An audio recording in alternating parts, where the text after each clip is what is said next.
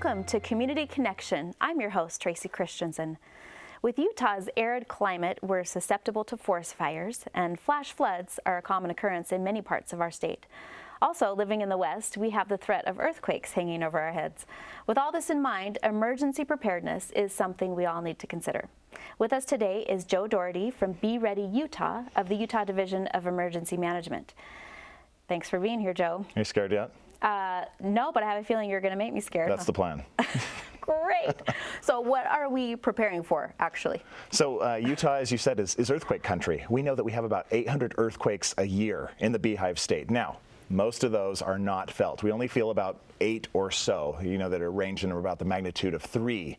But we know we have the capability of producing a massive earthquake along the Wasatch Fault, which is where most of Utah's population lives. And, an earthquake in the magnitude 7 range would be truly devastating to our communities. And so we want people to be as prepared as possible for something like that. But it's not just earthquakes.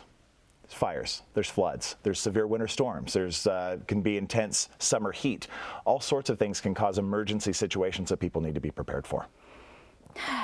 Yeah, it is scary. My daughter came home from school and said, we're going to have an earthquake. Did you know we're going to have an earthquake? And so even though we don't know when or if, what kinds of things should we be doing? Yeah.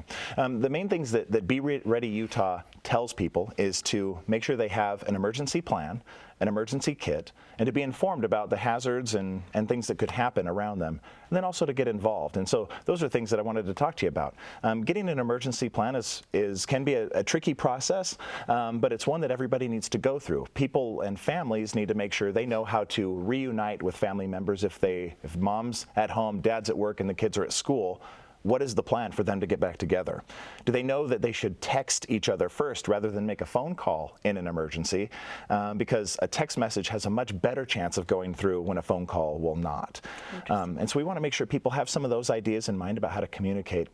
We also want to make sure that people understand how to get an emergency kit and what kinds of items should go in there. We have a lot of great information at bereadyutah.gov. Checklists that talk about what you should have in your car, at home, at work, to make sure that you have those essential supplies so you can be as comfortable as possible when an emergency happens. So Cool. those are some of the main things that we want people to be aware of. I'm feeling like I need to go to school and learn all this, and I know you do have a conference coming up. We do. We want to help Utahns be prepared, and so every year we hold the Utah Prepare Conference and Expo. This year it will be September 12th at the Southtown Expo Center in Sandy. It costs $8 to enter, but it's a chance for people to hear from the experts on all sorts of emergency topics, about home and food storage, about emergency communications, even emergency childbirth is going to be one of the topics, just in case you need to know that information. And tell us about the America's Preparethon. Yeah, America's Preparethon is a major event that happens twice a year.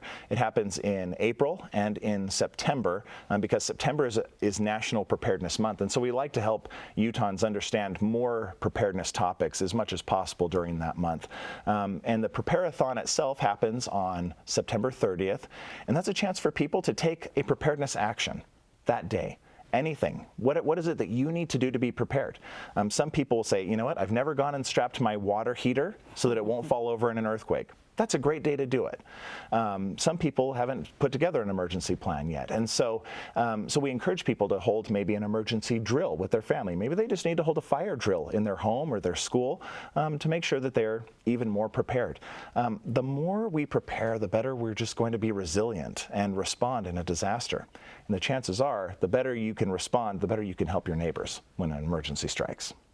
That's awesome. Remind us of your website. Okay, so bereadyutah.gov has all of your preparedness information. We're also very active across all social media platforms, Twitter, Facebook, YouTube, Instagram, and on and on.